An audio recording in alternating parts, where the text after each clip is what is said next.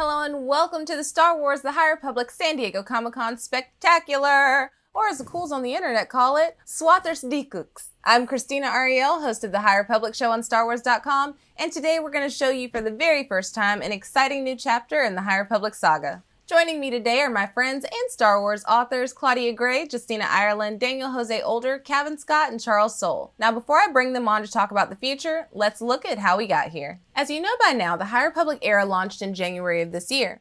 Through a variety of novels and comics for fans of all ages, we were introduced to an all-new era of Star Wars storytelling, one that focused on the Jedi Knights at their height. This multi-year, multi-publisher megastory opened with a galaxy at peace, but that didn't last long.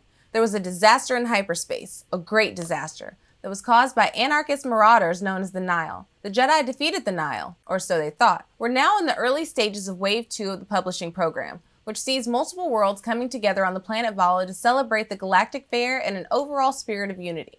But the Nihil have returned, and they brought carnivorous plant creatures with them. There's a vicious attack on the Republic fair, which causes the Jedi and the Republic to go on the offensive against the Nihil, which just might be exactly what Nihil leader Marchion Ro wants. And now that we know where we've been, let's find out where we're going. Joining me now, all the way from the UK, is High Republic author and Jackson's #1 fan, Cavan Scott. Hello there. It's so nice to see you. Welcome. Now, The Rising Storm came out last month. Tell viewers a little more about the attack on the Republic fair. Well, the attack on the Republic Fair is a celebration of all that's good in the Republic. It's Lena So, one of her great works. It's her saying, look, this is who we are, this is who you could be a part of. But really, it's a story of hubris gone wrong for just about everyone in the book. So you've got the Jedi and the Republic who think that things like the Great Disaster could never happen again. Lightning won't strike twice. And then you've got the Nihil themselves who think, well, if we attack this, then we're set for life. Everyone will fear us.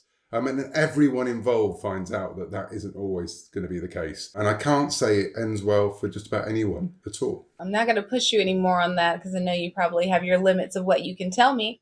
But I will ask, how did you approach writing this novel? Well, it was a book that has many, many characters and many situations. So I started how I start all these kind of projects. I have my maps on the wall as if I'm about to find a serial killer, where I list every one of the major characters, where they were at the end of Light of the Jedi or the other books or the comics, where they need to be at the beginning of the Republic Fair, and then also where they need to be at the end. And that's how I start all of these projects, because you have to then weave those lives in and out of each other, and get them from that point. And then obviously, you know, this being a Star Wars book, you want to put your characters, especially the most beloved characters, through the worst possible time to get there. And that's where the fun begins. Oh, absolutely. Got to keep them on their toes. Now, were there challenges with writing the second novel, or did you take an Empire Strikes Back approach? The entire thing of having Empire Strikes Back out there, you know that that's the ultimate in making sure that everything is inversed and the situation is getting worse and worse all the time for the characters and splitting them up. And when you've got the Nihil, it's very easy to split everyone up because they immediately stop all communications. They flood the place with a war cloud. And so our characters, who we've shown are really strong together, are automatically thrown apart as soon as the attack begins. Plus, you've got situations like we've got Ava Chris, who's off in one part of the galaxy dealing with the Drengir, and we introduce characters like Stellan, who have come in from Coruscant and perhaps aren't so used to being out on the frontier at the moment. So yeah, by its very nature and the nature of the fair and the atrocity on Valo, they were automatically split up. I appreciate the way that you guys do take your time to let us know where everyone's been and bring us back so we can head to where we're going. Not everyone's read all the books or the comics, even though obviously they should. So you have to try and make sure that if anyone's picking up a High Republic book or comic or whatever, that might be their first time. So you have to at least give them a hand to know where everyone is and who everyone is supposed to be. You're also writing a new IDW miniseries called The Monster of Temple Peak. How does that relate to The Rising Storm? Well, there's a new character in The Rising Storm called Ty Yorick, who is a saber for hire. So she's a former Jedi who is now a mercenary and monster hunter. And The Monster of Temple Peak is not so much an origin story, although there is a bit of that in there, but it takes place before the Republic Fair, before she arrives on Valo. So you get to see a little bit about her. And most importantly, you get to meet her two droids, who are amazing. I'm really excited for that. From the pictures I've seen of Ty Yorick, it's just going to be really cool. Now, you're writing the High Republic series for Marvel, And you've got an audio original Tempest Runner coming from Del Rey next month. Give us one sentence to tease readers about what's to come for each. Oh, okay. So for Marvel, a Jedi joins the storm. And for the Tempest Runner audio, Lorna D behind bars. Well, that's a lot to look forward to, and also sounds moderately ominous. Moderately to severely. Well, thank you, Cavan. I cannot wait to read and listen to all of these stories. But joining me now is the person who dared not only to name a character Buckets of Blood, but also revealed Yoda's unknown talent for baking. Please welcome Mr. Daniel José Older. Hey, what's going on? Welcome. Thank you. Everyone calm down. Yes, it's great to be here. Thank you. Thanks for being here. Now, Race to Crashpoint Tower also came out last month. How does that connect to the events of the Republic Fair? So in Race to Crashpoint Tower, we meet a new Padawan, Ram Jomoram, who lives on the planet Velo, where the Republic Fair is happening. Now, it's a beautiful planet, and a lot of people flock there for its luscious mountainsides and all these great views that it has, but it's also a little bit off the beaten path. And Ram is not used to tons of people being around. He really just wants to hang out in his garage and do his mechanic stuff. So when all of the eyes of the galaxy turn to Velo, it's a big change for him. And then when the attack happens, it's an even bigger change.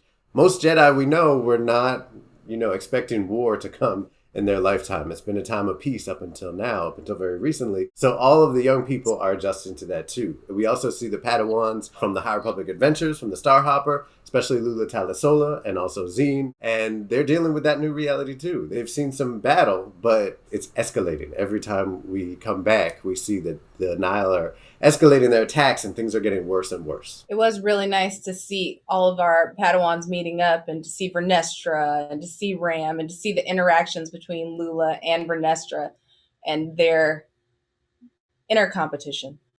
But I will say, where might we see Padawan Ram Jamaram again? So, Ram is coming back. He ends, well, how will we not spoil this? If you pick up the August Free Comic Book Day comic of the High Republic Adventures, you will get to see Ram again. In fact, it's directly tied into the book, Race to Crashpoint Tower, and we see more of him and Lula and Zine and their adventures, and the Bonbraks. Please don't forget the Bonbraks. Their adventures during the Republic Fair. And then there's lots more Ram to come. Speaking of, you're writing the High Republic Adventures for IDW and the upcoming Trail of Shadows for Marvel. So same question for you that I asked of Cavan. Give us one sentence to tease readers about what's to come for each. Okay. So for High Republic Adventures, the next section we follow Farzala and Quart and what they're doing during the time of the Republic Fair. They have some Drengir situation to deal with, but they also have some diplomatic hut situations to deal with. That was a semicolon, by the way, so I'm still in the first sentence. And there's lots of exciting new adventures and new characters coming up with both Farzala and Quart. We meet Farzala's master, who's really cool and is an amazing nap taker, and also a great diplomat. That was like 5 sentences, but all semicolons. You had me at nap taker. Epic, legendary naps, especially at exactly the wrong moment. But we'll get to that. For Trail of Shadows, oh man, what to even say? It's dark, it's moody, it's complex. There are so many twists and turns. It's something like we've had noir in Star Wars, and I think this takes that and goes even deeper into the noir, leans into all of that amazing darkness and the classic vibe of some of those old school detective movies and stories that we love so much. I can't wait for people to read it. Yeah, see, I'm looking forward to it. Yeah, I haven't heard that name in a long time. Go ahead. Now, can you tell us what else you're working on? Yes. I have a young adult novel coming out in the High Republic era. It's called Midnight Horizon. And I can't wait for people to read it. Woo! It is a chaotic mess in the best possible way. Congratulations. That is some exciting stuff, Daniel. And I want to say thank you so much for joining us. Now, as many of you know, Out of the Shadows comes out this week, which is why I'm very excited to not only talk to her about the novel, but what else she's working on. Please give a warm internet welcome to Justina Ireland. Yeah. Welcome, Justina. Hey, how's it going? Great. Good to see you. Out of the Shadows is the next novel to come out. The Nihil play a big role in this. Tell us what this one is about and what fans can expect. Sure. So the novel starts with Sylvester Yarrow, who is a hauler in space, who's kind of had a run of bad luck. I mean, not only is she just trying to make a living, but her mom has recently been killed by the Nihil, and everything's way more expensive because, of course, when there's an intergalactic incident, the cost of fuel goes up, and it's, maybe a little harder to get from one end of the galaxy to the other. So she's kind of down on her luck. She's just trying to make ends meet when, of course, what should happen is that her ship is attacked by the Nihil once again, which is kind of a run of bad luck. So she decides to kind of go to Coruscant and tell, the Republic what is happening on the frontier. Their Nihil is a threat, and they're a bigger threat than maybe that they think. And so that kind of, accidentally gets her into a whole mess of political drama with none other than Vernestra Rwoh, my favorite Jedi, her erstwhile Padawan in Rincantaros. And then we also get to have Reese Silas and Comek Vitus tag along as well. So it's kind of more of a classic Star Wars political storytelling, a little bit of a space adventure, that more what I personally love about Star Wars, where things start off seeming one way, and then the deeper you get into the story, the more the onion is peeled to reveal something else inside. And what was it like returning to the character of Vernestra Rwoh? You also wrote about characters living in the Outer Rim who aren't Jedi or Nihil, but who are greatly impacted by them. But let's start with Vernestra. Yeah, Vernestra, I think, it was sort of weird. I know for readers, there has been a break between Test of Courage and Out of the Shadows. For me, it was kind of like, I never left. So I've been just kind of, for me, it's now a revisiting, but I'm hoping that readers will enjoy seeing a little bit more adult version of Vernestra. In the young adults, we can deal with a little more heavier issues than we necessarily would with a middle grade or a children's novel. So it was actually it's just kind of fun to take that version of Vernestra we have met and kind of, now she's gone through a few, tragedies. Not only some of the things that have happened in the Marvel, but also what we see, she's, makes an appearance in both Race to Crashpoint Tower and The Rising Storm. So she's kind of, been through some stuff. Like Daniel was saying earlier, these are not Jedi who were like ready to go fight. These are Jedi who want to meditate and develop that connection to the Force. And they've been called into a very different kind of vocation than what they normally would be prepared for. It has to be freeing in a way to be able to write the maturation of a character. You're not tied to this just one version. The character can actually see growth, and you have the space and time to actually nurture that character who you love so much. So it's really great to see her fresh out. Yeah, I think it's one of the best things about this kind of interlocking storytelling is like, our characters do get to grow. And if Daniel's writing about them or Cav's writing about them, like there's still that growth continues. And so it's kind of like, it's like you have this cousin who you see a couple times a year, and the first time you meet him, you're like, oh, they're on my nerves. And the next time they show up, you're like, oh my God, you grew so much in the last few months. And so it's really nice to be able to continue to check in on characters. And speaking of other characters, you're writing characters that are living in the Outer Rim who aren't Jedi or Nihil, but who are greatly impacted by them. Can you tell us more about these outlying characters and how they view the Jedi? Sure. One of the characters we get to meet is Jordana Sparkburn, who is Sylvester Yarrow's kind of ex-girlfriend, but she's also a Santeca. So, we start off with these families that we get to meet in Light of the Jedi, and we get to see them crop up again. The other family we get to meet in Out of the Shadows is the Graff family, which some of you will know from other places in the Star Wars storytelling canon. And it's really kind of fun to say, these are people who are just kind of living their lives. They're very rich people.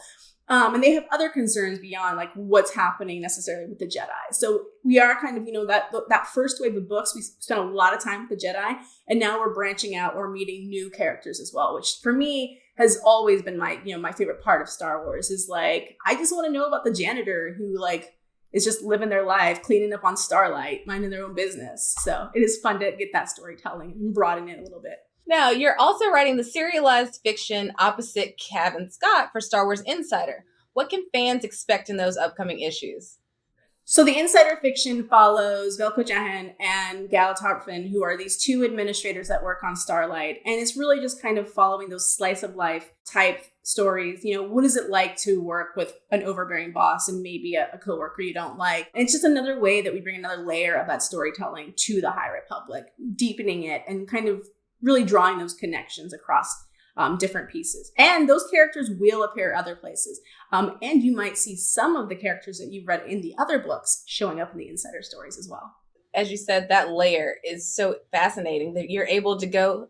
I often wonder what happens to the people who have to fill out the paperwork, the people who have to process the damage that's been done that aren't in on the adventure. I love that you all are actually getting to tell those other side stories and you have the space to do so. But as you are very busy, September also sees the release of Edge of Balance. What can you tell us about the manga? So the manga is going to be slightly different. I mean, it's a manga, but it's mostly because we're following life in one of the temple outposts. We've kind of referenced these temple outposts, these places where the Jedi are on the frontier, kind of bringing a stabilizing force, and not in like a kind of like a conqueror colonist way, but sort of a support system for these different people who've decided to seek out new lives. So Edge of Balance follows Lily Torosai, who was a Jedi who has recently kind of been sent to Banshee, which is this planet in the Han Talos sector or Han Talos region. She's kind of being pushed to her limits. This is not necessarily a place she saw herself. But more than that, she's helping resettle refugees from the Great Disaster, people trying to restart their lives. And it might just be that some problems come with people when they go to new places. Dun, dun, dun. I don't know if that was ominous enough. Dun, dun, dun, dun. Yeah. Here's the good stuff. Justina, can you tell us what you're working on next? Yeah, so I will be writing the middle grade for the third wave of books. And it's called Mission to Disaster, which is not ominous at all. Thanks, Justina. And next up, I'm very excited to welcome the man who ushered in the new era of the High Republic with his novel, Light of the Jedi. Please welcome Charles Soule. Hey. Hi, Charles. Welcome back. Thank you very much. It's nice to be actually in my house, but it's nice to be here talking to you two. It's nice to speak with you again. Now, you kicked things off with Light of the Jedi, which debuted at #1 on the New York Times bestsellers list and is now out in paperback. What's been the reaction to that novel?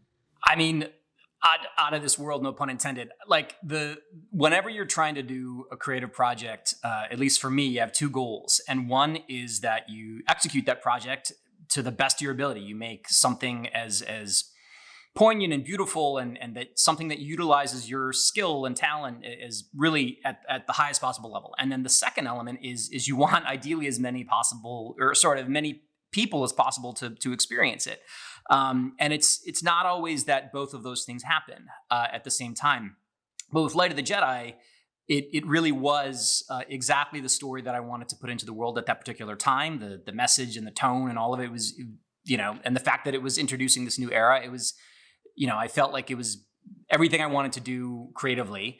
And then, as you said, it landed at #1 on the New York Times bestseller list and stayed there for a month. I get messages literally every single day. Even now, it's been out for, over 6 months, messages from people who are telling me that they read it, that they enjoyed it, that it, with questions about what's going to happen next, that it moved them in some particular way.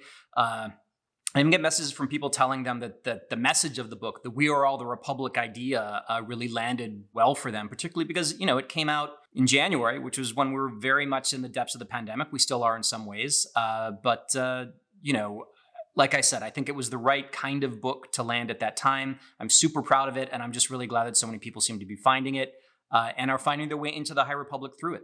Now let's talk a little bit about the Nihil. Can you explain the motivation of these baddies? Yeah, so the Nihil are the primary antagonists of the High Republic. They sort of start in one place and they evolve as any good characters or antagonists should, I think. When we begin, the Nihil are a raider group. They want to sort of take whatever they want, and whether that's credits or, anything. Woe to anyone who gets in their way. They have a particular set of abilities related to being able to travel through hyperspace very effectively in ways that other people in the High Republic can't, through sort of a special kind of set of arcane knowledge called the paths.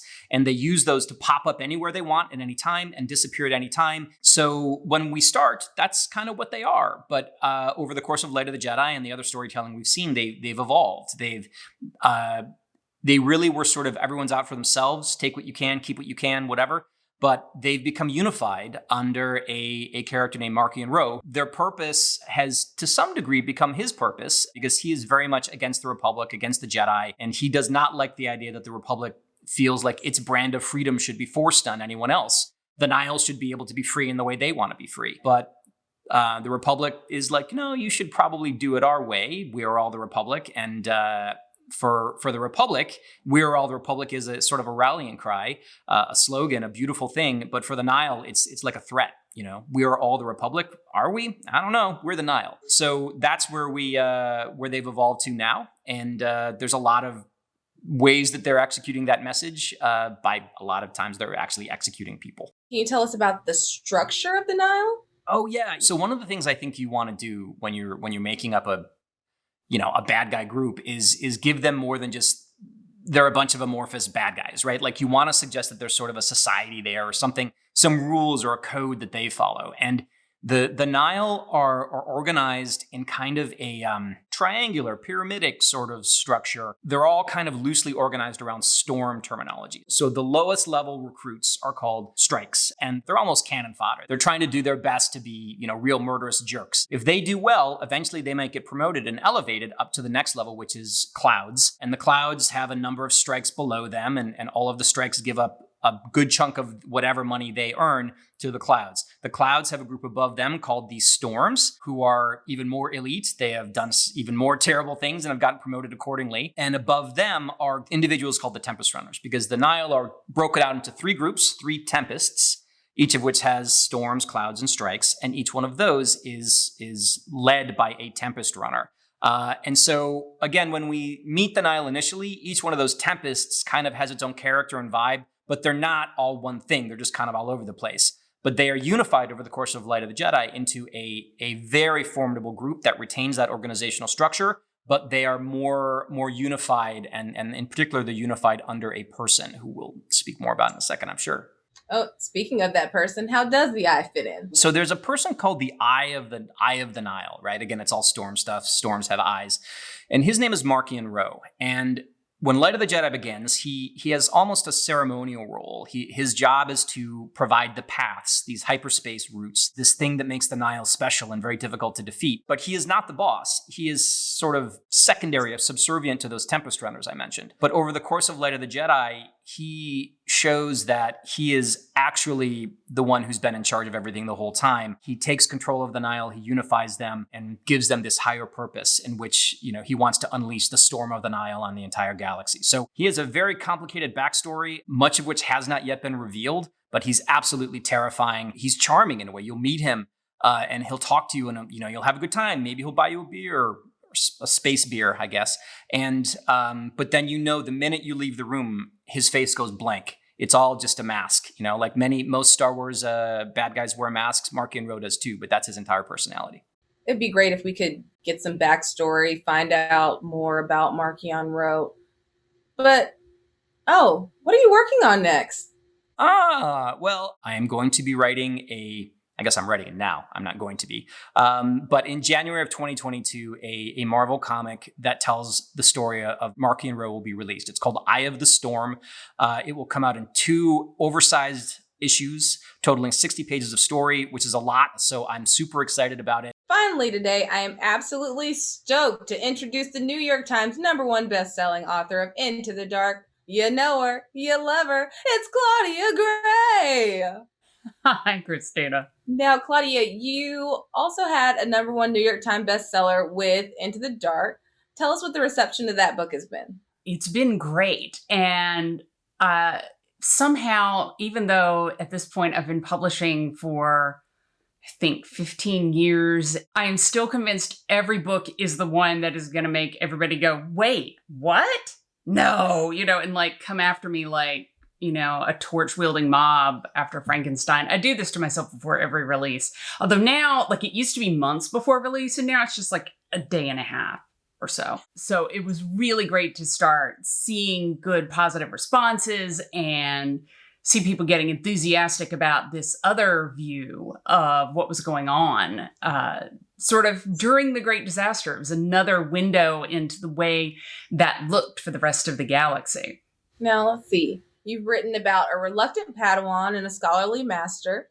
How do you see them within the bigger picture of the Jedi? Are they closer to Qui-Gon or Obi-Wan? I don't think either of them maps exactly onto those templates. I definitely think Comac and Qui-Gon would get on. I think they both have some interest in little mysticism, a little esoterica, but I think Comac is somebody who struggles a lot. Even as a Jedi Master, he is still conflicted about some very basic things about the Order, even the separation of the light side and the dark side of the Force. He has questions that are that fundamental to what's going on, and he labors through that. That's part of who he is and what he has going on. And I think Obi-Wan and Reath probably share some desire for order and doing things the way they're supposed to be done, but Reath at least begins into the dark very anti-adventure. He would rather be the more scholarly type. He's the one who looked at Jocasta Nu and was like, her, I want to be her.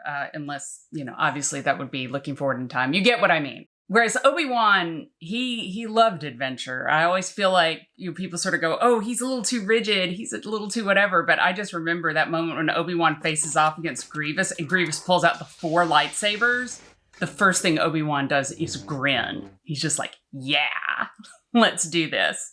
So I think Reath is coming along though. He's gonna keep growing and changing, and I love what happens with him in Justina's novel. No spoilers, but I think it's great, and I think it's gonna be really fascinating to see where he ends up.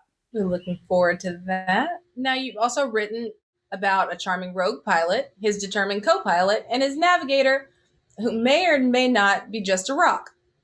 Of all these and the Jedi, who's the most fun to write and who's the most challenging?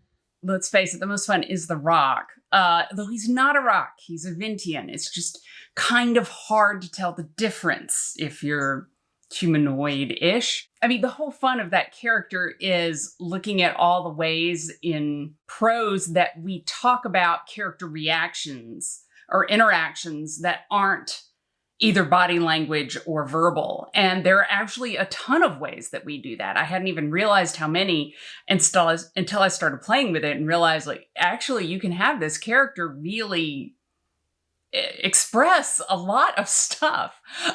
So that's always been fun. The challenge, honestly, probably the most challenging one was Comac for me, but I think at first, I wasn't sure like how far I wanted to delve into these conflicts or how far to go with that. But we ended up being able to go along that path a little bit and explore that more. But you sort of had to figure out, where is he in this journey? What is he questioning? What is difficult for him right now? What makes sense to come up in the context of this story, and what should wait until later in the saga? So I would say Comac's the most challenging. I do love Geode. The whole crew of the vessel is a blast to write. Now, I've asked everyone else, and now it's your turn. Can you tell us what you're working on next? I can. Finally, I can say that I am writing the 3rd Del Rey novel that finishes phase 1 of the High Republic, and it is called The Fallen Star. You heard it here first. Wave 3 of the High Republic has been officially announced. To recap, we have The Fallen Star by Claudia Gray, Mission to Disaster by Justina Ireland, Eye of the Storm by Charles Soule, and Midnight Horizon by Daniel José Older. Be on the lookout for those next year. And if you want even more news and reveals on the High Republic, be sure to check out the High Republic show next week on StarWars.com, hosted by yours truly. And be sure to check out StarWars.com for all your Star Wars news, including your Star Wars publishing updates. Until then, thanks for watching, and may the Force be with you.